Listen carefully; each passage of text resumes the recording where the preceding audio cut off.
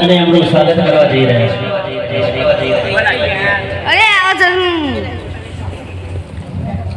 આમ તો માસ્ટરની જાત બોલતા આવડે પણ ભૂલતા નહીં આવડે। હા, પણ મને ખબર છે કે માતા પિતાનો વિશ્વાસ કેવો હોય, શ્રદ્ધા કેવી હોય। કારણ કે હું જ્યારે બાળકોને ભણાવતો હોય ને ત્યારે વિશેષમાં કોઈને કોઈ ફરિયાદ આવે કે સાહેબ મારા 100 રૂપિયા ખોવાઈ ગયા, સાહેબ મારા 50 રૂપિયા ખોવાઈ ગયા। પણ માતાજીની દયાથી ક્લાસમાં જઈને ગમે તે બાળક ઉપર ઓગળી ઉઠતો ને તો એની જોડેથી 50 રૂપિયા 100 રૂપિયા નીકળતા। આ શ્રદ્ધાનો વિષય છે।